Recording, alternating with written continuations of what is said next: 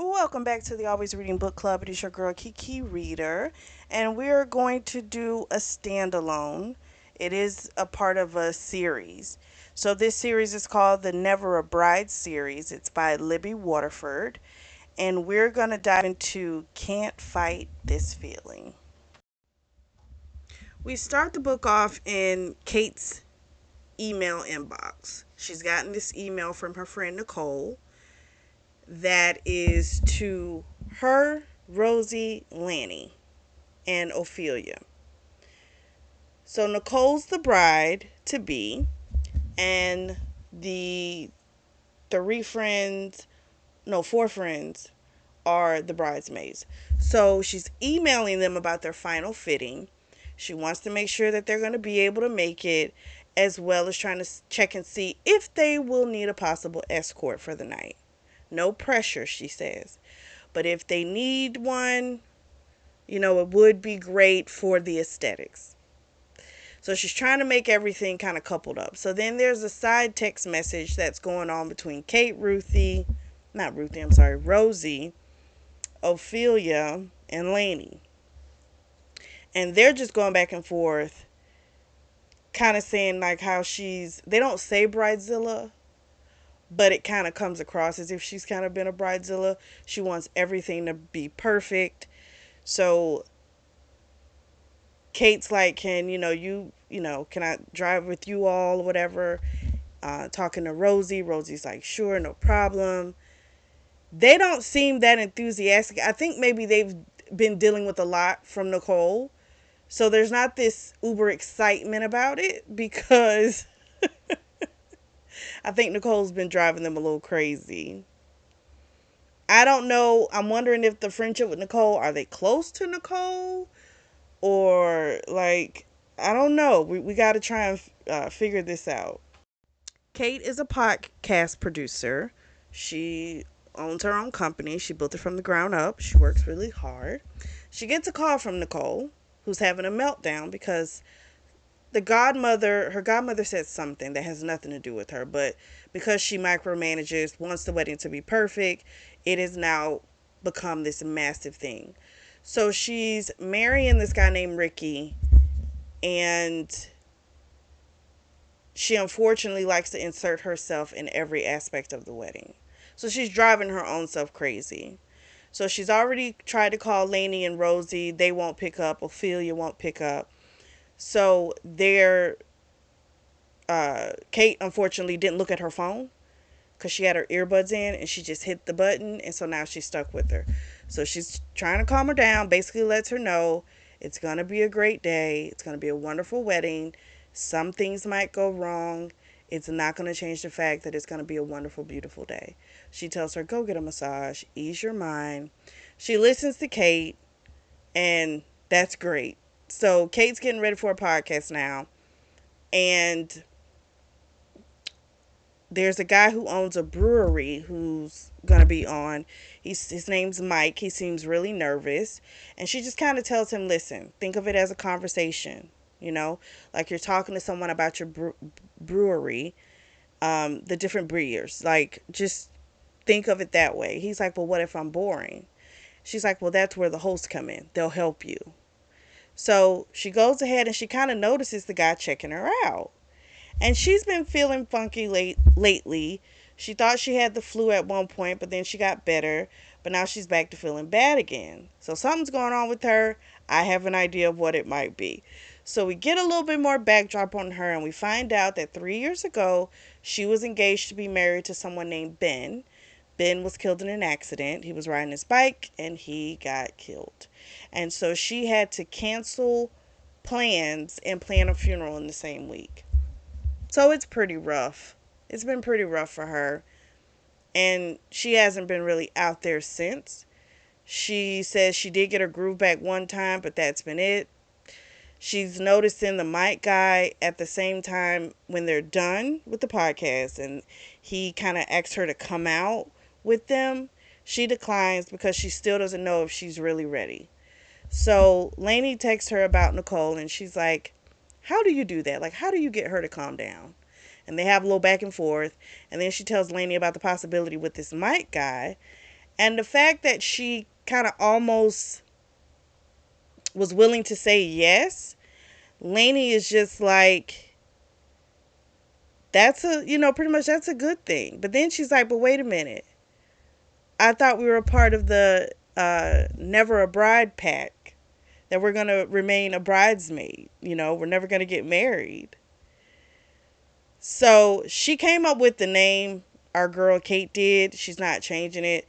She's sticking with it. But she's also looking at the fact that she doesn't think Ben would probably be very happy that she's not moving forward in her life. You know, 3 years may seem like a long time, and yet when you're dealing with grief and the loss of someone, it doesn't seem that long. So it's the next day. She wakes up. She's still tired, but she stopped. But she got a lot of sleep, like a really good amount of sleep. But she's still tired. So she winds up going to Rosie's a little early, Rosie and Gus's house. So Rosie and Gus, they haven't been together terribly long. They started dating, and then maybe a few months after that, his lease ended, and then they decided to buy a house together. And so I'm like, okay, he's like really into gardening and stuff like that. And it's also, you can tell the house, if they wanted to grow into it, like if they wanted to have children, they'd have space for it. So I'm like, okay, I like that. Rosie's a doctor. I forget what Gus does. I don't remember. But anyway, Gus opens the door. She has to tinkle. So she goes inside, and then Rosie comes up, and she's telling Rosie about her symptoms. And Rosie looks at her and goes, when was the last time you had a period? And immediately she knows she's pregnant. So apparently, old girl was getting freaky with some guy at a bachelorette party about 6 or 7 weeks ago.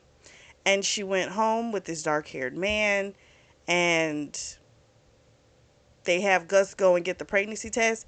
Rosie scared Gus a little bit because she was kind of like, I need a pregnancy test. And he was like, what? And they had talked about kids, but they also decided this wasn't the right time. They wanted to wait. So realization hits our girl Kate. She has a panic attack at first, but then she's happy because she does want children. She just thought that this wasn't going to be possible after the death of Ben. So then Rosie asked her, are you going to tell the father? And she said, yeah. See, here's the problem with that. I was drunk. I don't know who he was or who he is. We switched to the POV of someone named Oliver. I love when they switch POVs. It just does something to me. So Oliver owns this, he's a restaurateur, okay? And he's going to one of his investors, or shall we say his main investor, Ricky, who's marrying Nicole. He's going to their wedding. So he's on his way down there. Traffic's a bitch. He's talking to Nat, who is his like partner in the business, and she just kind of tells him, listen, that wedding is going to be the who's who of who you need to know. So you got to be on your best behavior, make good impressions, and don't fuck nothing up, okay? Because he has a tendency to do some shit. Because she's like, I don't need you fucking with one of the bridesmaids, and then the groom is like the cousin of one of the bridesmaids, and then he terminates the deal for some reason. Like, we don't need that shit. Best behavior. He's like, okay, I'll do good. So then we find out he has a mother who is one of the first supermodels. Her name is Aziz. His dad owns like this insane winery in New York, which is where he grew up. He didn't want to go into the family business. His dad wasn't very happy about this, but he wanted to make it on his own. He wanted to build something on his own, and that's what he's done. So he's kind of given up on the fact that he's going to hook up with someone at the wedding because he's supposed to be on his best behavior. So then finally he gets to the wedding. Stunning affair. He looks at each one of the bridesmaids as they're coming down. And different ones he could tell clearly they have someone because they're looking at someone or someone's looking at them. You could tell they're together. And then he sees a redhead and she's stunning. And then Nicole comes down. She's breathtaking, but he keeps looking at the redhead. And then when she smiles while they're up front, He looks and he remembers. She's his one night stand from a couple months ago. She had snuck out after this amazing night that next morning. And so they never exchanged any information. And so he was hoping to go another round. It could have been, I think it would have been like the third or fourth round. And she was gone. So now he's like, he looked at the, what is it called? It's not the menu. I don't know why that came to mind. The program of the wedding. And he's looking at the bridesmaid's name and he sees Kate and he's like, Kate, yes, that's it. Her name was Kate. And he's trying to talk to her for sure because for him it was an absolutely amazing night. We switch back to Kate's POV. Ceremony was nice. Now it's time for the reception. Her feet are killing her. She has on stilettos. She didn't want to, but she agreed to do it just for the wedding portion. But now she's going to go change into her ballet flats. So Rosie's very concerned about her. She's always like, are you okay? Are you okay? It drives her a little crazy. But she understands Rosie lost her mother in childbirth. And so she understands where all her concern is coming from. And she's just kind of like, it's okay. I'm okay. I'm just going to go get my shoes. I can do it myself. So she goes to the coat room and she's taking a breath. It's been about 3 weeks since she found out about being pregnant. And then someone comes in the coat room and it's our boy Oliver. So she's looking at him. She's like, he looks familiar. She's trying to place him and he says something and she realizes this is him. So she had been trying to track him down and it's wild that he's at this wedding and she knows she needs to tell him about the baby. But now that he's appeared, they're having like this back and forth. She did remember that his name started with a vowel. So the fact that he said his name was Oliver was like, yes, I knew it was a vowel. He wants a repeat of that night again. He doesn't say it, but again, she could tell the way he's talking, looking at her. She was about to tell him about the baby, but then she chickened out. She asked for his phone number, and he said, only if you promise me a dance later. And she said, okay. So he gave her his number, and then she got out of there, but she forgot to change her damn shoes. She also mentioned when what she remembers of him, he was like very rugged type of guy, like outdoorsy. And the guy that she's seeing in front of her is very polished. It's a very different, it's a big contrast. It's still great, it's just she's noticing it's a big difference from what she originally remembers of him. We switch back to Oliver's POV, and the meeting with Kate didn't go quite the way that he had expected. So we get a little flashback, and he describes how he first met her at the club. So the reason he had looked so rugged was because he had gotten a few days off and he had gone camping with his friend JT. So he had got tired of being outside, okay? He couldn't sleep well, and so he decided to come back to the city. And he dropped off his stuff and showered at JT's place. So when he saw her, she of course has this red hair, blue eyes. She's stunning. She's dancing by herself. Guys are coming up to her, but she just kind of turns her head like she's not dancing with anyone. So he tried to play it cool and it actually worked. So he wound up going out on the dance floor and he's dancing by himself and she kind of found her way to them. So then they just started dancing. They're having a great time. And he realizes now, oh, that must have been Nicole's bachelorette party. So then they leave from there and they were going to another club and she asked him to come along and they went on and they had a great time at the other club, even though the other club he said didn't have the best music, but he still had a great night. And then that's how they wind up coming back to what she thought was his place, but it was actually his friend's place, JT. Because another thing she also had noticed was that the place was kind of messy, which doesn't really go with who she was looking at. So because she seems so different to him, he's kind of wondering like, is she crazy? Did I like not, how did I not pick up on her crazy radar, you know? But again, I don't think she's crazy. It's just she's being herself now. And sometimes when you go out and you're having a, it could be a free moment for her. She's enjoying herself, but that might not be who she is in her everyday life, you know? Everyone doesn't cut loose every day of their life. So I think it's awkward because who you met seemed very dynamic and all these type of things, and that's not what she's giving right now. It's very different. Ricky comes up to him, thanks him for coming. They have a little brief talk. They're not friends, they're just like partners in business. So he then introduces Oliver to Nicole. They have a good conversation about food and stuff. And she finds out, about him and his restaurant, all this type of stuff. So he likes to get his food basically from the locals. He's all about sustainability and stuff like that. So that's awesome.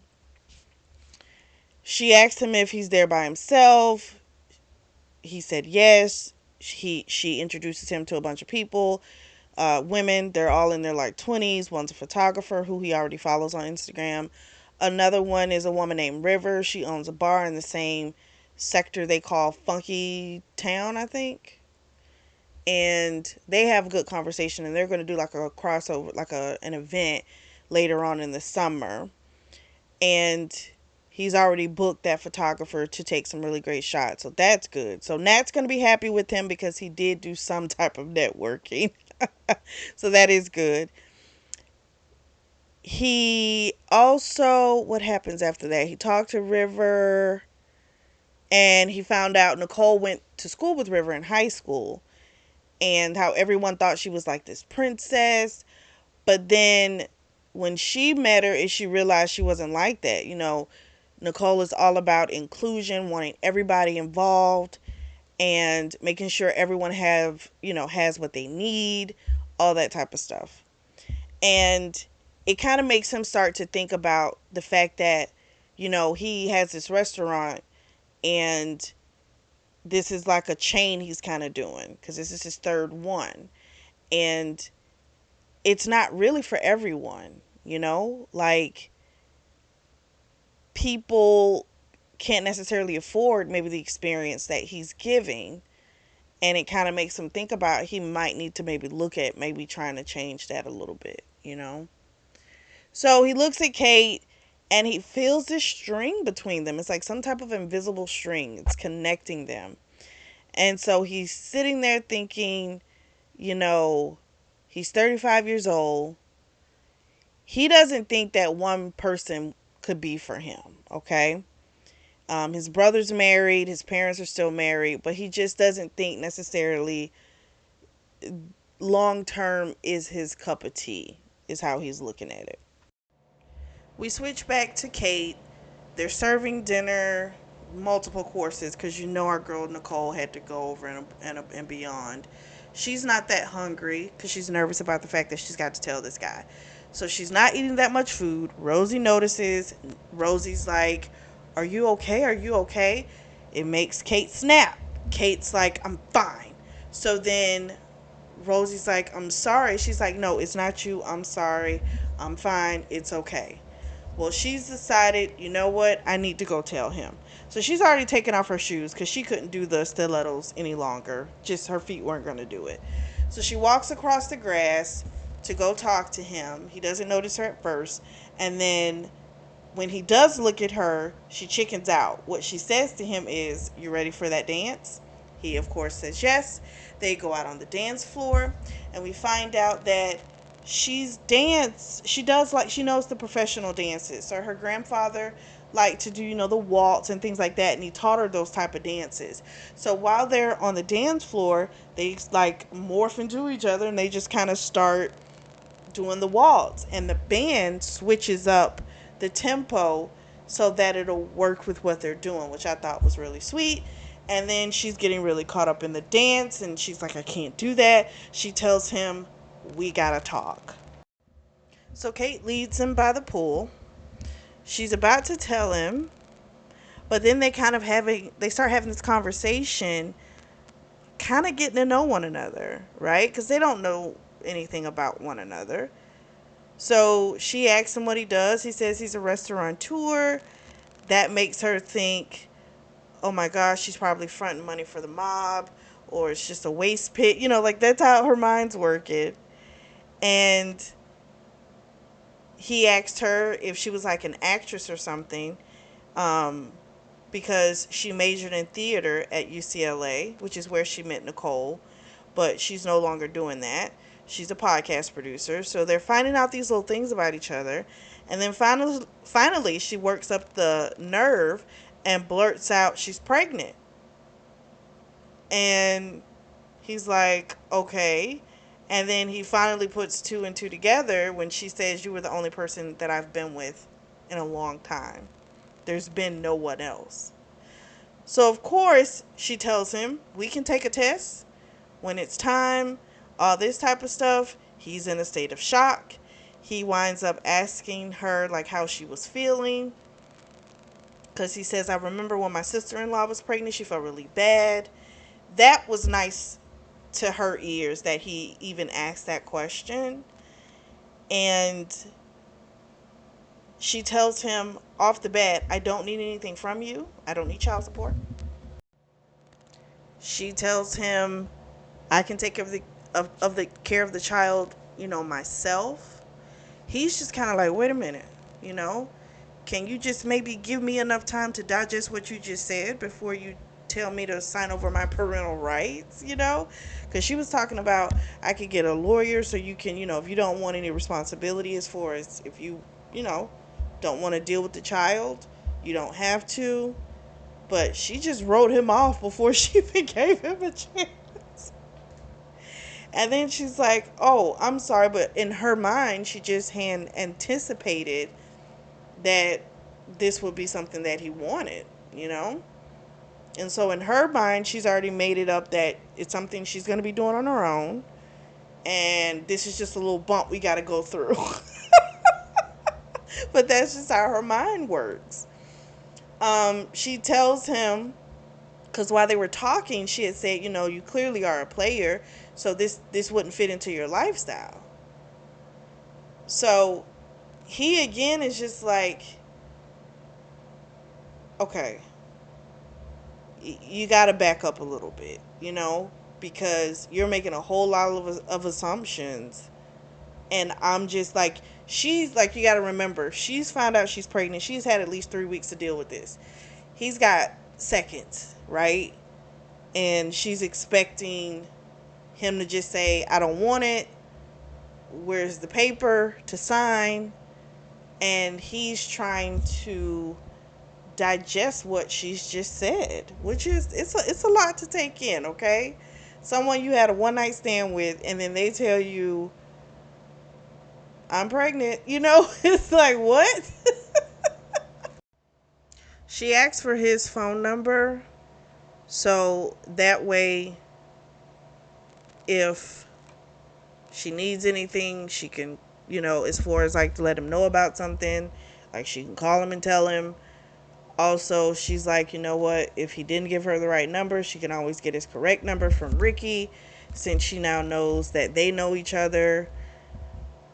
And when she had asked him about Rick, she was just kind of like, how do you know Ricky? And that's when she found out that he was an investor in his restaurant.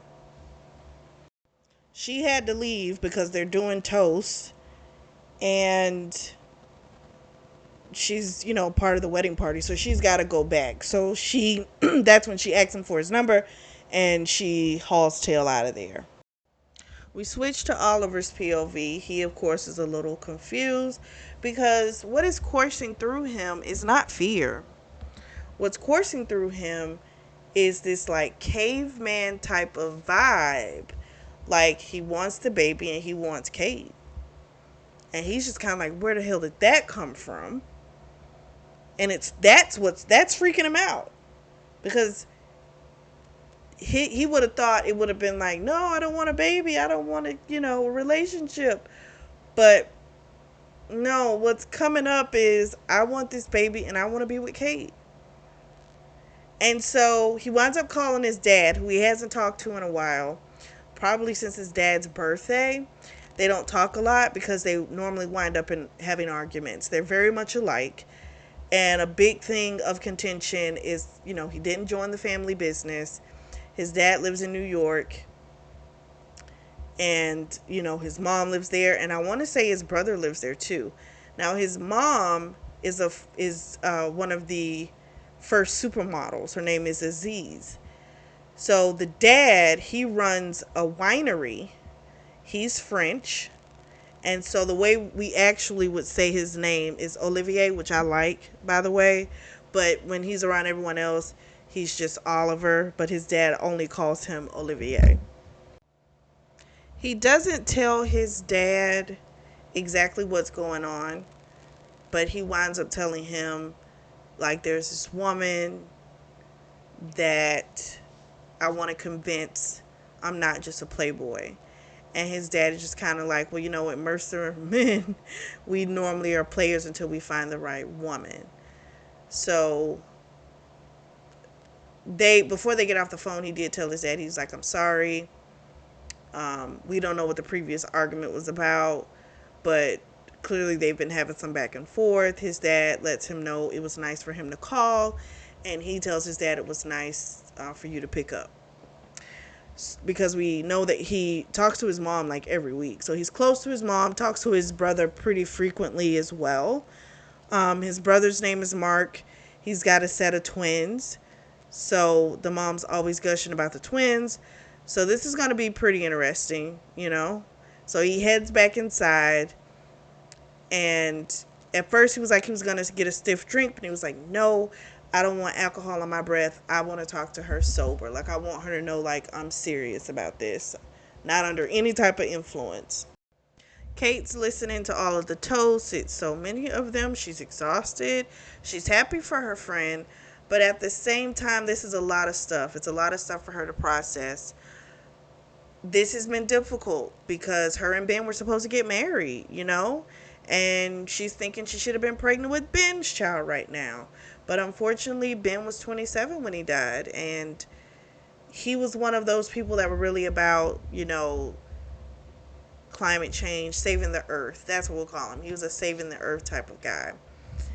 And he rode a bike. He was all about, being, sustainability.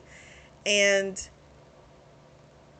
she just knows her wedding would not have been like Nicole's, okay? They didn't want anything extravagant like that. They didn't.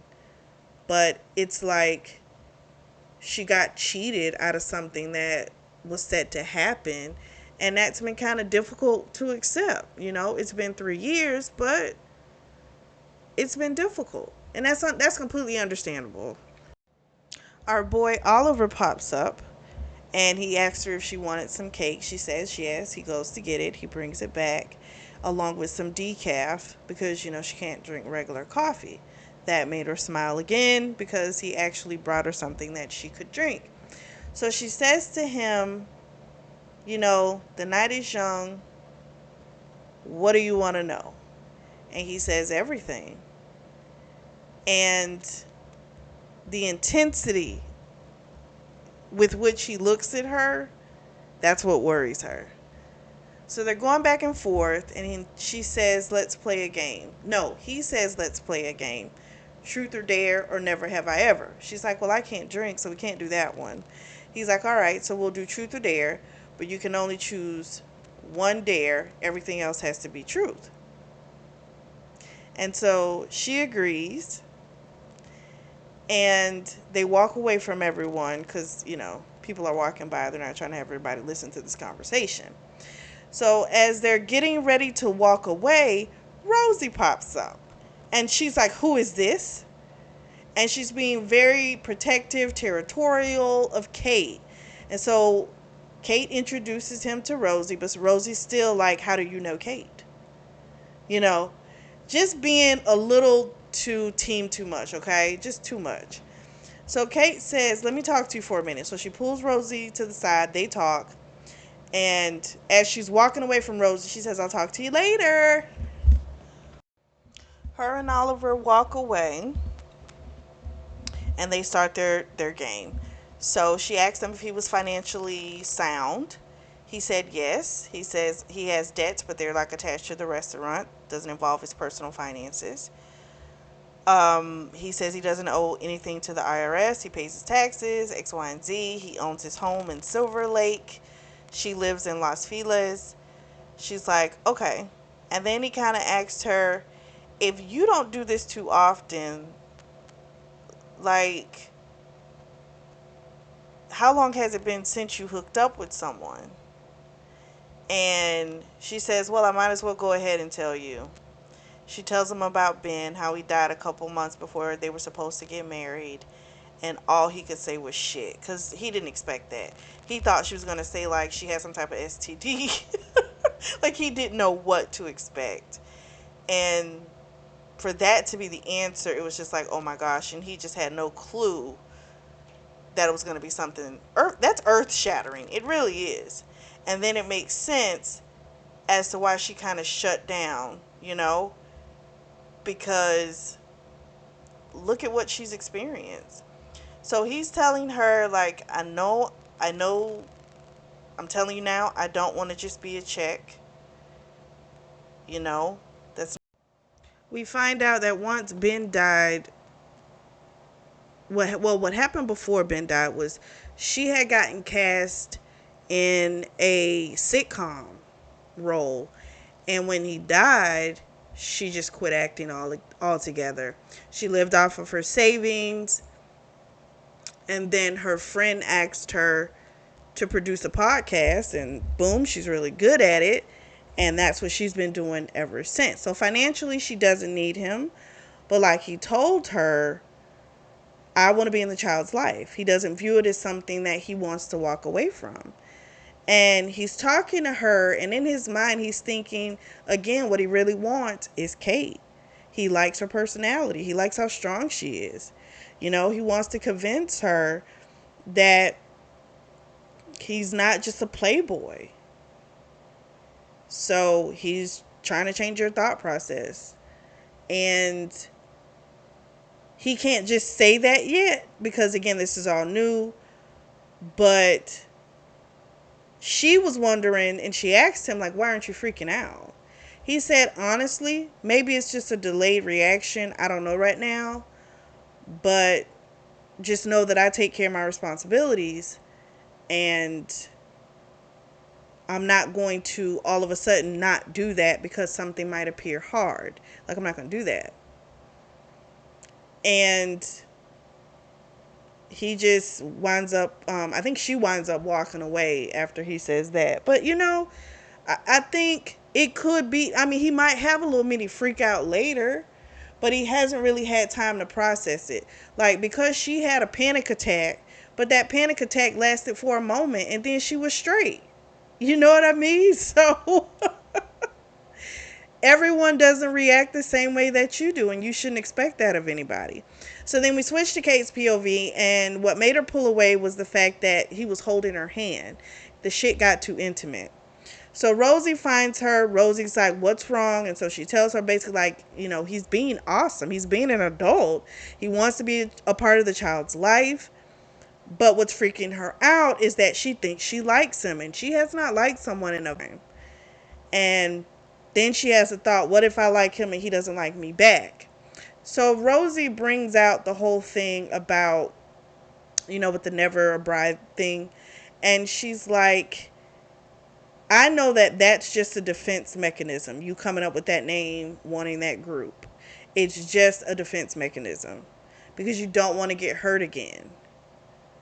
And Kate's like, I know that. And Rosie's like, well, good. I'm glad you know that because I was concerned that you didn't, So Kate says, she's concerned because he dates a lot. And again, so what? Yeah, he might, but he's single. Guess what? He should date a lot. He shouldn't be just not dating anyone. Like, no, then you think something's wrong with him if he wasn't dating anybody, So now the younger crowd is now out on the dance floor, And she starts thinking and having memories of Ben and how they used to dance, and it crushes her. She bumps into Ricky and she winds up hugging him, which is weird because they're not close like that. But she lets him know, she's really happy for them, all this type of stuff. Uh, he said to her, telling her, like, I know Ben would be proud of you. I know Ben would want you to be happy.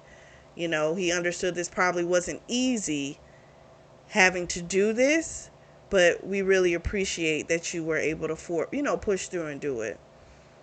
And him talking about Ben and saying Ben wants her to be happy, I think she's never thought about it that way because it's always been the pain, the grief, and not thinking about, life does go on after Ben. And that was a good little thought process for her to have, hearing that from Ricky, shall I say. And she's thinking, you know what? She did want children. She's pregnant. You're still able to have the dream, even if it comes just a little different. So we switch back to Oliver. He winds up looking for her, runs into Ricky. Ricky, of course, when he asked about Kate, was kind of, Kate. And so he's like, you introduced us. Ricky said, no, I didn't. Try again. So he says, we met on State Street a couple of months ago. And Ricky just kind of go, oh, so you're the guy that she hooked up with. So he lets him know that Kate is like a sister to me. You do anything to hurt her, I will destroy your business. And that's it. So then he winds up seeing Kate on the dance floor. Her hair's down. And that's how it was the night he met her. He goes up close to her. Not too close, just enough. And then the song they were playing that night plays. And eventually they start dancing together. The party's starting to wind down a little bit. He asked her where she's staying. She's saying she's going to stay with Ricky and Nicole. She's going to house sit for them while they're off on their honeymoon to Paris. And he's like, how are you going to get up there? And she's like, oh, I have my car. I can drive.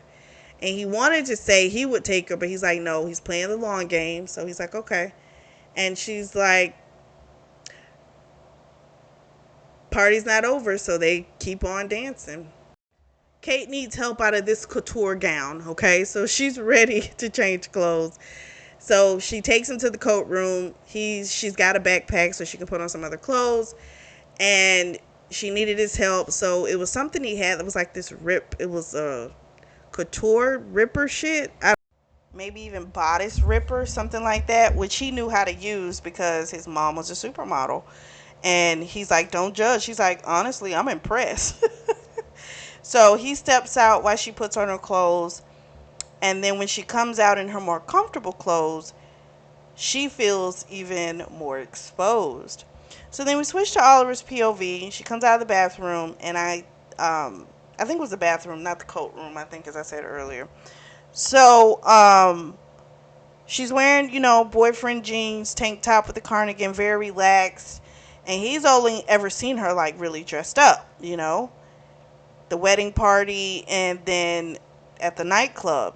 But he loves this look, And so she's hungry. He says, I know a place where we can get some, some good burgers and fries. She's like, I'm down. So he goes and gets his vehicle, which is a Mercedes. They're driving. And she said something about it being like a gas guzzler, what he was driving.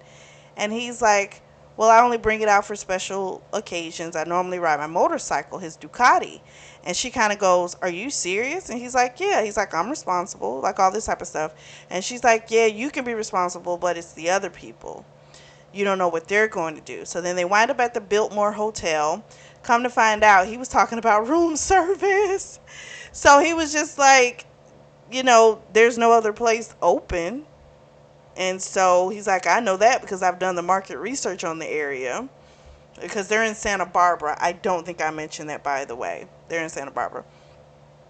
So he was like, we can, here, we can eat late. So while he's at the desk, he makes a change to the room. He makes it a 2-bedroom suite. Orders her food and stuff so that way when they get up there, it won't be too long after that she gets her stuff. So they get upstairs, and he does see relief on her face when they get to the room, and she sees that there's two beds. And he's happy about that because, again, he does not want to, make her feel any kind of pressure. So the food comes, and she said, what did she ask him? She asked him if he was a part of the 1% because he opened up a water bottle from the mini bar without a thought. So in her mind, she grew up in the valley. Her mom was an accountant. Her dad used to work on a operator on sets of movies, but then he hurt himself and he never could do that again. So the fact that he was so like, oh, just not a thought, she's like, oh, you must be part of the 1%. And he's like, no, I'm not. I do pretty well for myself. He then asked her if she had told her family yet, and she said, I haven't yet, but they're probably going to be pretty happy because my mom's been trying to get me to date since the funeral. I say, well, damn. And she's going to have to explain to her mom that she's having this baby, and that doesn't necessarily come with the relationship. So she asked him, if he was going to tell his family. He said, yeah. He's like, you're going to meet them. Like, he wants her to know, like, you are going to meet these people. So they eat in silence, and then she goes to take a shower, get ready for bed, and then when she comes out, she has on, like, her shorts and her tank top and her braid and her hair in a braid. She sits on the side of the bed. He's on his side of the bed, and they have that space in between. And he was actually reading when she like came out of the bathroom, and he had his reading glasses on, and she's like, you wear glasses? And he's like, yeah. He's farsighted, and I think she's nearsighted or something. And he's like, well, we're gonna have to make sure to keep up with the child's eye exams in case the kid gets a stick. So then she reaches over and she kisses him, and he lets out a groan, and she stops for a second, but then she starts up again, and then he has to go brush his teeth because he brushes his teeth every night. And he brushes his teeth, and when he comes out, she's fucking gone along with her suitcase.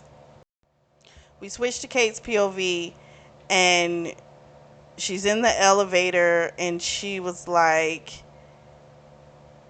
I can't believe he like got up and went to claim he's going to brush her teeth. That was his way of letting her down. Because she's like, there's no way someone will go and brush their teeth in a while they're kissing. So also the fact that there were two beds, and he hasn't been the one trying to really touch up on her, made her feel like, oh shoot, I'm letting my hormones get the best of me, these pregnancy hormones, and he doesn't really want me. Well, when the elevator doors open, he's looking crazy, and he's like, what the hell? And she's like, I'm sorry. He's like, don't do that anymore. And he just like grabs her and holds her, and he takes her back to the room, and she told him she thought that when he said he had to brush his teeth, like that was him brushing her off. But then they kissed, and she tasted the toothpaste. He's like, I really had to brush my teeth. He's like, could you not do that again? Like, don't leave again. So now they're ready to play. He winds up fingering her while they're kissing.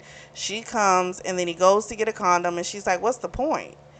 And he's like, let's just say we're going to have a lot of tests in the future, to make sure we all got a clean bill of health.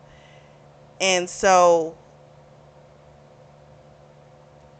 after that, I guess the night that they conceived, there was no protection. I guess they were both really drunk, which is why she's thinking, what's the point? But it's like, girl, you don't know who he been fucking in between.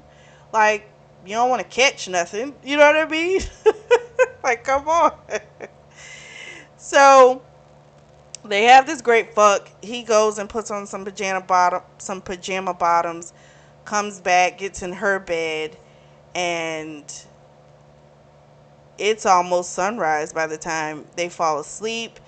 And she hasn't been up that late since college, but instantly she's off to Dream World. Oliver wakes up, doesn't see Kate, kind of freaks out for a moment, but then he hears the shower running, sees her suitcase, and he's like, okay, good, she's still here. So he asks her what she had planned for the day. She's like, nothing. And she's like, after such a busy day yesterday, like, I had nothing planned. And he says, well, I want to show you something, you know? And then they also talked about podcasting, being a millennial, all this type of stuff.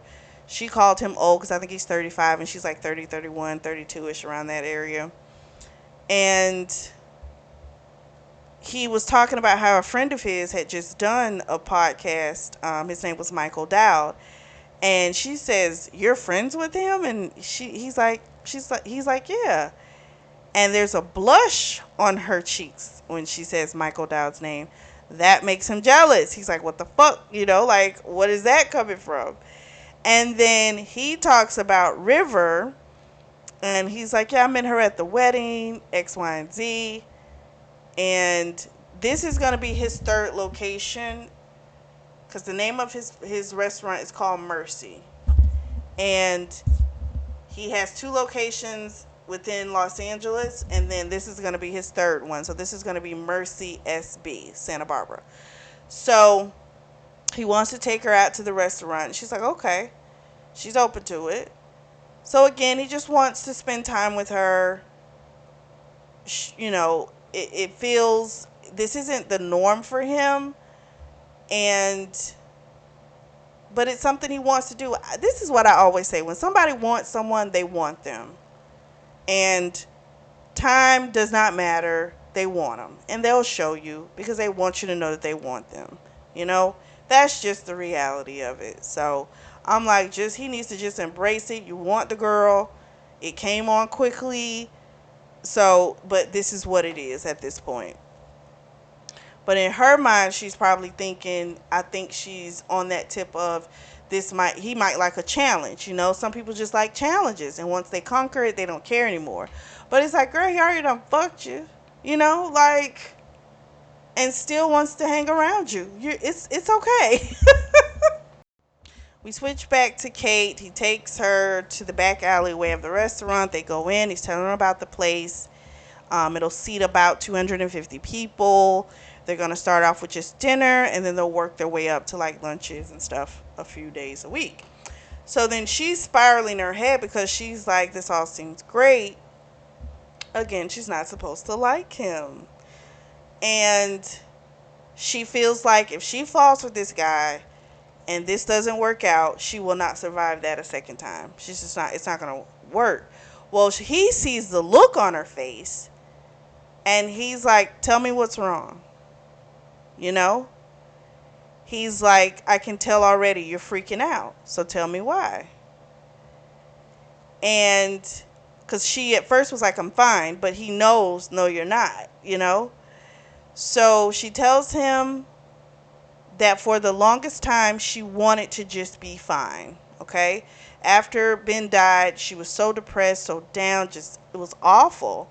And just to get to a place of fine is where she dreamed of getting to. So now you go from feeling fine to now feeling good. And it feels like she shouldn't be feeling good. Like this is beyond what she should be entitled to. So basically she doesn't want to want this, but she does. You know? And that's how he broke it down to her. She's like, that's oversimplified, but yeah, that's what it is. He just tells her, let's just see what happens. I don't think it's a bad thing that we're trying to figure this out, that you're a little worried. It's okay. Let's just take things as they come. Let's just see what happens. And we'll hope for the best. We switch over to Oliver's POV. They're having a great conversation. They wind up getting a burrito from a food truck that parks near the restaurant. He got a horchata instead of the beer because he wanted to kind of stay in solidarity with her not being able to drink. He asked her about how did she get into acting. She's kind of like everyone in LA does. If you've got supportive parents, you're good in your acting classes, you can get work. And that's what I did. And she asked him about New York, if he would ever consider moving back. He says, I don't know. I don't know if I want to expand my restaurant to the East Coast. I just don't know yet. Haven't really thought about that. He's like, he feels like he's done pretty good for himself. He does miss his family. His brother and his brother's kids, they're, on the East Coast, as well as his parents. So, yeah, it might be nice. And she admits that she's always wanted to visit New York, like have a real visit. So when she graduated from college, Ben convinced her to go to Nicaragua. She wanted to go to New York City, but he convinced her otherwise. And in Oliver's head, he's thinking that was fucking selfish. Like, if her dream was to go to New York, she should have gone to New York. She shouldn't have been pawned, you know, dragged to the fucking, to Central America. And we find out that she went once to visit Nicole and Ricky, but she was only there for 36 hours because her plane had this massive delay. And she saw a little something, but not like she really didn't get to immerse herself in the city. And so in his mind, he's thinking he definitely would like to take her back there, introduce her to friends, take her to the different favorite, his favorite places, as well as like anywhere else she wanted to go. Really show her the New York experience. So she was like, after the baby, and he says, I mean, we could go before. I won't be that busy in September. Once the restaurant's up and going, soft openings in a couple weeks. So it could work. And after that, she's ready to go. So he takes her back to her car and he drives. Wait a minute, what happened? No, when he drives her back to her car, he was like, he didn't get her number. And so she sends him right away a picture of the ultrasound. That on there it has a conception date, which was the date that they met. And she tells him, there's an appointment coming up and she'll let him know the details once they're confirmed. And he says, I'll be there. And so he goes south. No, I'm lying. She goes south. He goes north. So Kate's with her thoughts in the house. She thinks about texting Ben, but she's like, no, I'm not going to text him while he's driving. So when she does text, it's to her girlfriends in the Never a Bride group chat. So Ophelia is who was in that group chat at the beginning of the book. She just didn't say anything. So her, Rosie, Lainey, they're all wait a minute. Rosie, Lainey, and Ophelia. Yeah, they're all coming over so they can have spend some time with her, drink, eat cheesecake, and have a good time. So they all get there, and she's telling them about everything with Oliver, including the fact that they slept together again, and her fears about liking him, and the possibility that he's actually a really great person. It's all freaking her out. She winds up throwing up. I think she had too much cheesecake or whatever it was she was having. And she decides she wants to keep it, it needs to be strictly, take sex off the table. And when she says it, it's kind of if she feels a pain. Like, she doesn't really want to do it, but at the same time, I guess she feels like that's the best way for her to move forward. So they wind up watching Jurassic Park because she didn't want to watch any rom-coms. We switch back to our boy Oliver. He, of course, is sitting there thinking about Kate, wondering if she had a good breakfast, how her night went. He hasn't heard from her. He texted her as soon as he got back home, but he hasn't heard anything from her. So he's wondering, what exactly, if she's like putting up that barrier and isn't going to talk to him. Like, she's really wondering. He's really wondering. And so Nat is like trying to snap him out of his la la land that he's in, thinking about stuff. And he tells her, I need to talk to you about something. And she's like, if it's personal, I don't have time. He's like, no, it's about the business. So he goes to her office. He tells her about the contacts that he made at the wedding. Then he tells her about Kate. And he's like, so here's the thing. She's pregnant, and I think I'm falling in love with her. He's never heard Nat shrill the way that she did. And what shocked her over everything was that he said he was falling in love with someone. She says, I've never heard you say that word unless you were talking about someone in your family. Like, ever. She's like, congratulations on the baby, by the way. I've always thought you would be a great dad. That warmed his heart to hear. Um, she said, I just figured because of the way you live your life, it probably wasn't going to happen. But now I get to have someone to spoil, so this works for me because I give auntie energy, nothing else. So she tells him, you definitely need to get a paternity test, make sure it's yours, and you need to get a lawyer as well, go over your options just in case. And he's like, I don't feel like it requires that right now. She's like, I get you, but I'm going to still put an appointment on the books just so you can be prepared. And she's going to plan for him to go back to New York around Labor Day because that'll work good for the business and as well as him. We fast forward about a week after the wedding. Kate didn't respond back to his text. The reason she said is because she didn't know what to say.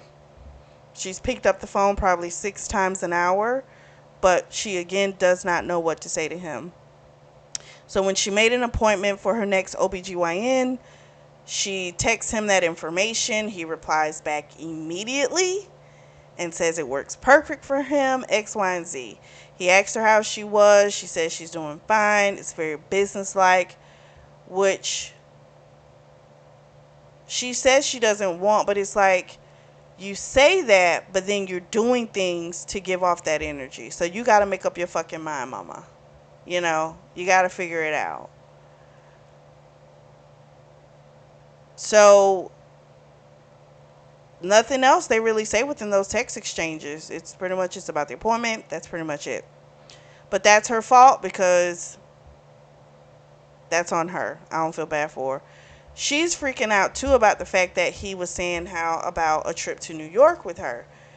But she winds up and she blocks off a week in I think it was September just in case because they were talking about it. So she blocks off a week.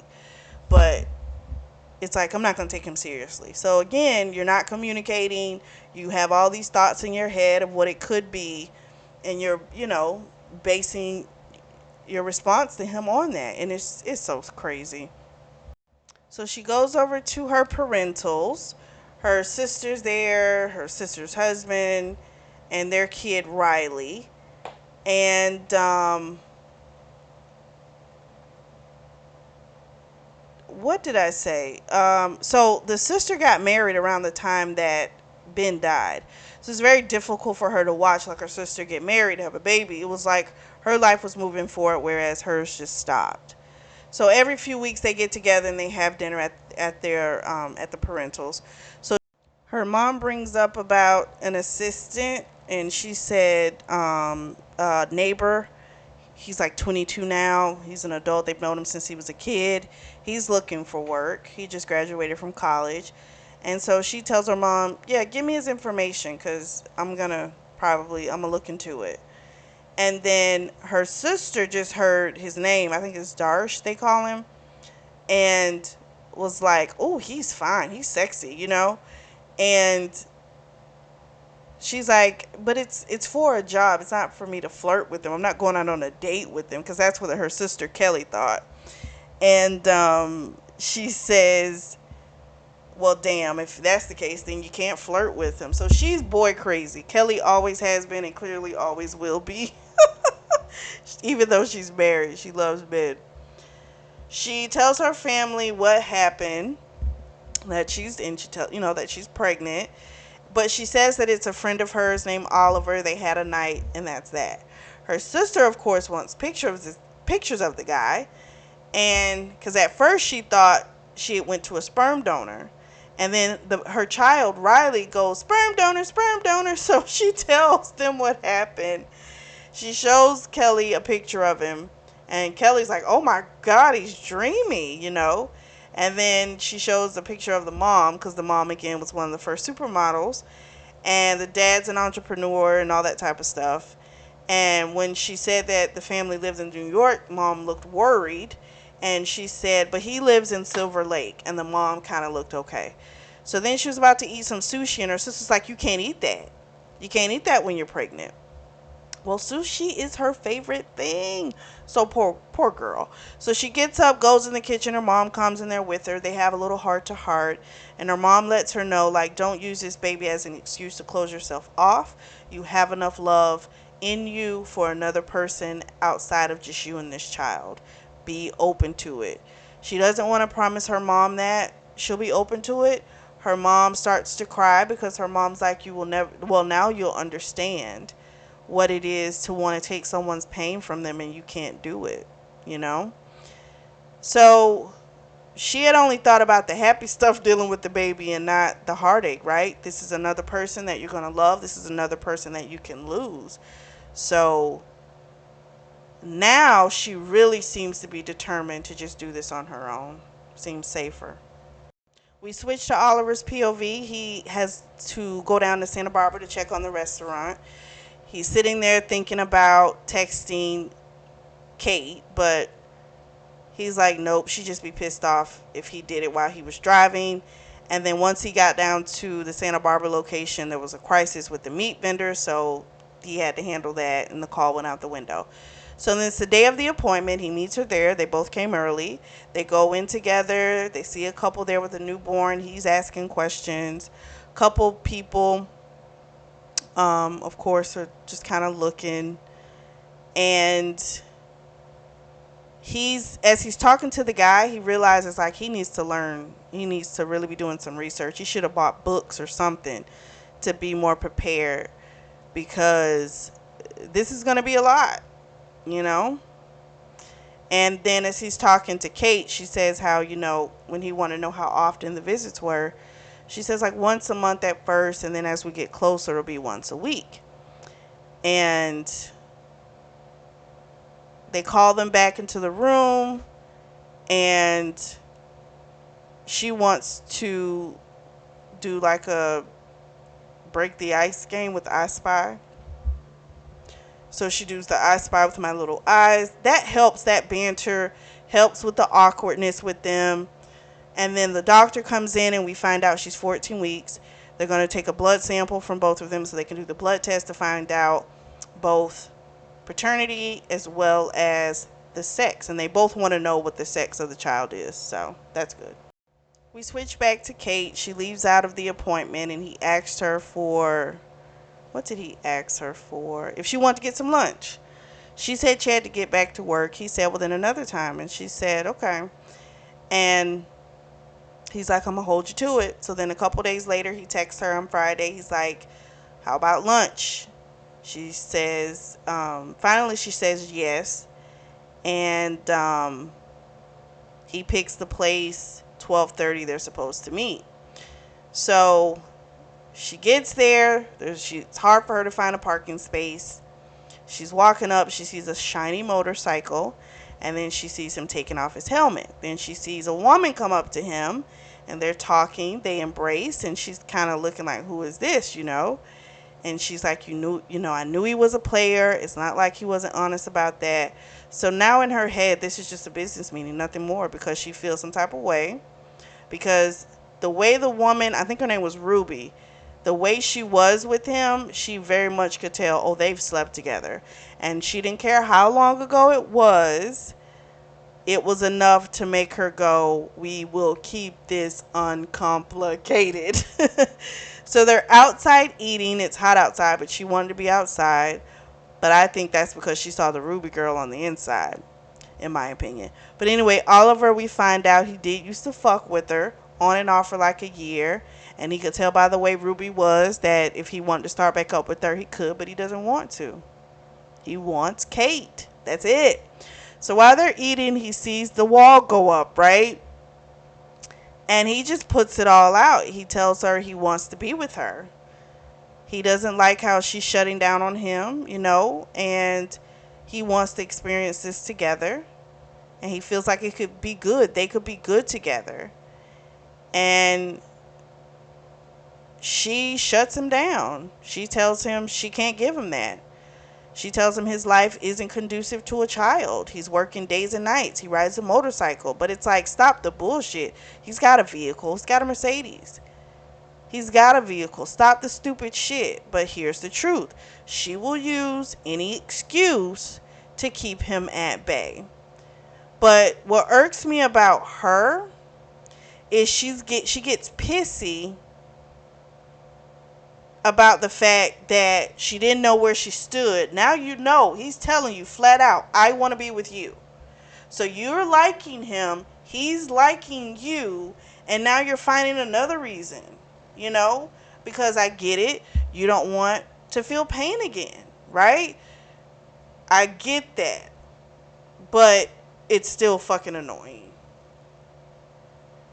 And he was like, I'm going to be there for you and the baby in spite of the fact that you keep trying to shut me out. He gives her the leftovers, tells her, have a good day, and gets on his bike and leaves. She starts crying. And it was like, I don't care, because you're annoying at this point, it's like, if whatever he says, you're going to make an excuse of why not to be with him. I have to tell you, fear is a bitch. She texts Lainey. Lainey, I like her. She gave it to her straight. She says, listen, if you want to be alone and you want to raise your child on your own and that's all you want, then that's fine. I'll support you. But don't use it as an excuse. Because a few weeks back, you were talking about the guy at the podcast and how you thought he was cute, and that when he asked you to come out with the group, you said no, but you really want to say yes. So that tells me that you do want something more. So you need to start being honest with yourself. I'm not saying that Oliver is the one for you, but he might be. He might not. I don't know. But at least try and stop saying it's because you don't want anything, because that is not a true statement. So shout out to Lainey for giving it to her flat-footed. I love it. So then there's a text message where Nicole lets everyone know she's back in town. She's been gone for 3 weeks on her honeymoon. Ophelia comes into their side chat because Nicole wants to meet up on Wednesday for a debriefing. They're like, oh gosh, I don't want to hear anything about a wedding. They're like, we are in wedding detox. So they're going back and forth. We find out Ophelia is actually going to Bali with her guy Jamie. So her and Jamie were really good friends for years. And then come to find out they had this thing for each other, and they finally acted on it. And now they're thinking about possibly moving in together after this Bali trip.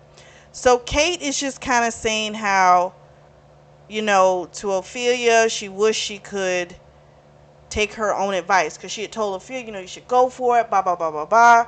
And now she's wishing she could do that herself, which she can if she gets the courage. So Oliver hasn't reached out to Kate since he walked off from the lunch. It's been hard for him, but he feels like she wants space. He's going to give it to her. He's working on the restaurant. It's opening in a few days. Rick stops by while he's at Santa Barbara location. And they've hired some new cooks and things like that. And so they've got to train him on how to make the dishes. And so he's in his office. Rick comes in. He, of course, wasn't expecting to see Rick. Rick says Paris was great. They did so much, X, Y, and Z. He's exhausted. He slept the whole way back. So Nicole was really inspired by what she saw, and she's been drawing ever since they got back. So they're coming to the opening, of course. Oliver takes that time to kind of ask if her friends are coming. He wanted to know if Kate was coming, so he flat out asked. Well, he kind of was like, would you invite Kate? Maybe, if you invited her, she would come.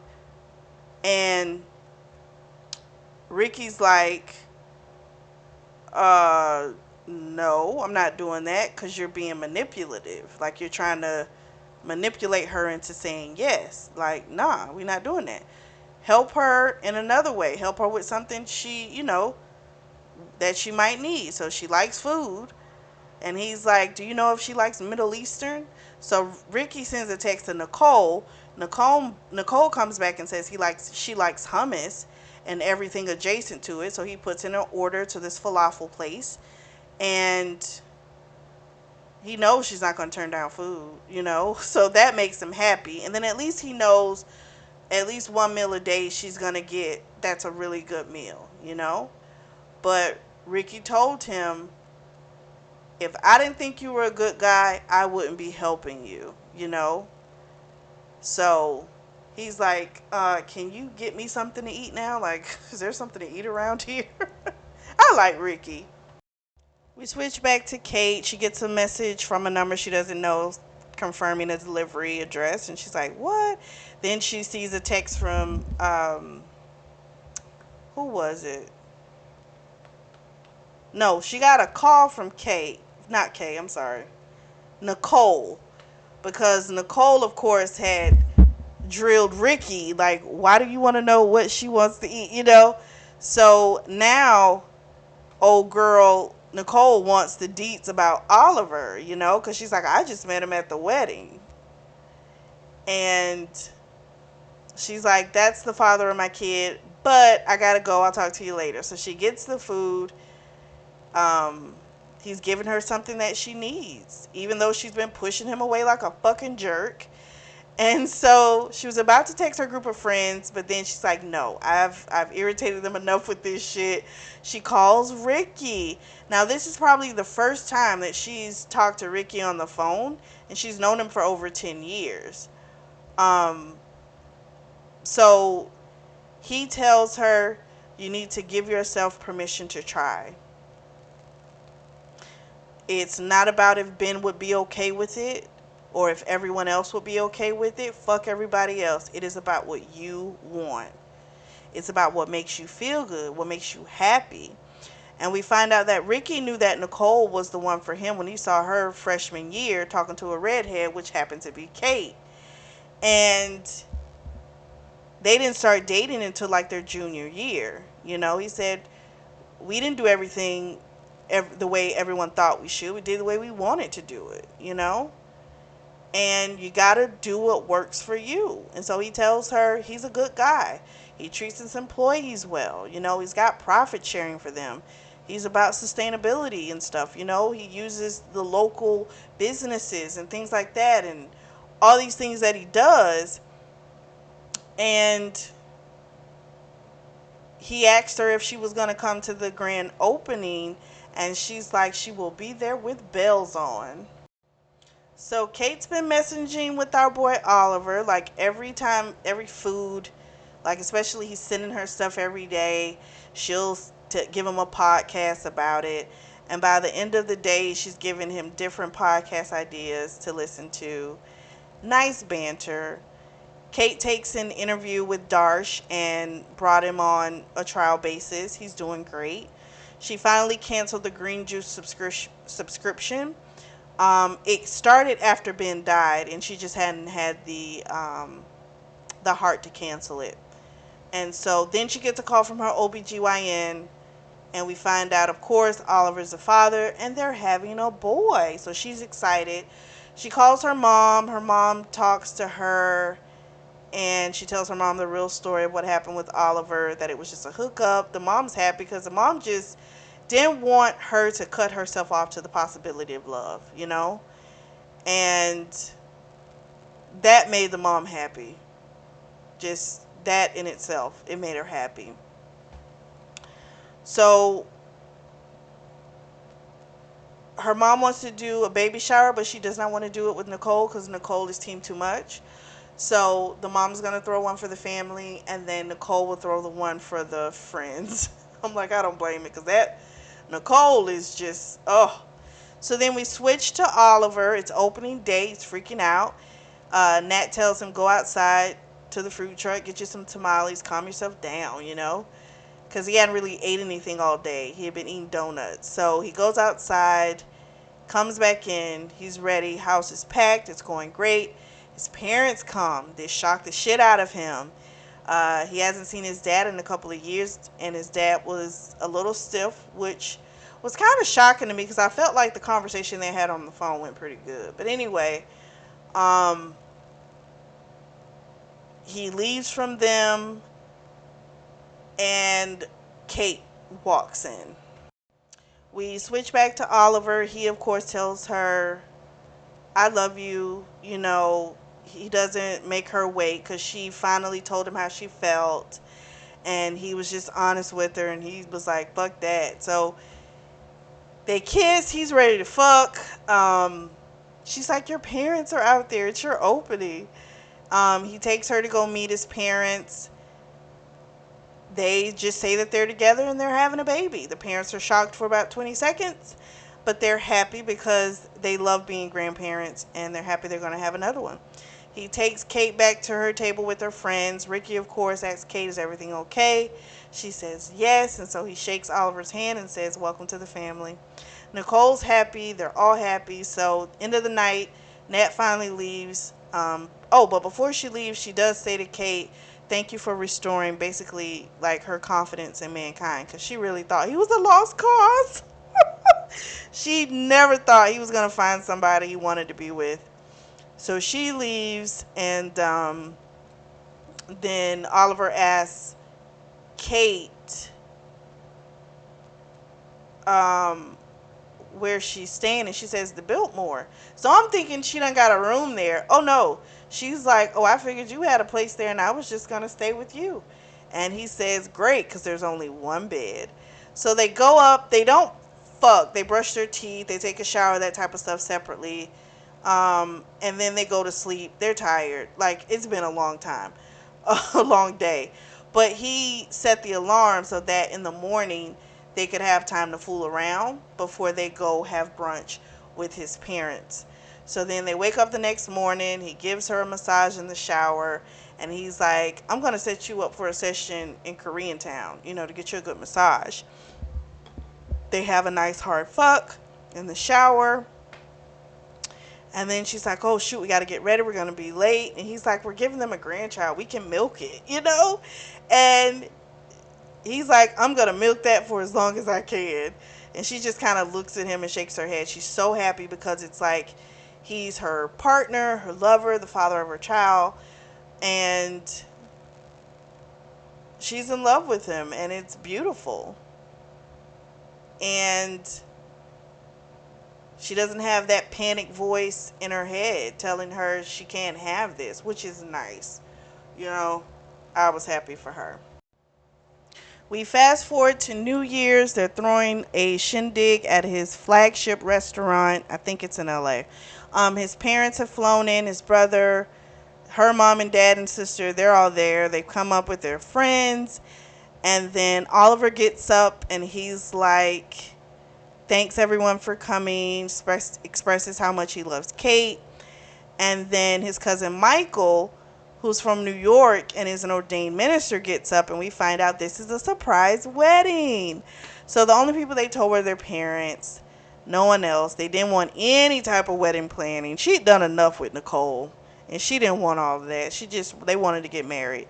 Everyone's shocked, and then boom, her water breaks, and she's like, it's not time. Oliver's like, he's coming.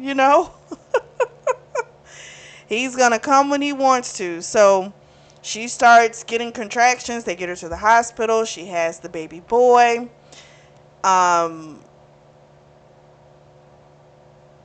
This is weird to me. You guys let me know if you think it's weird. So Oliver gave her the idea to name the child Ben. And she had really considered it.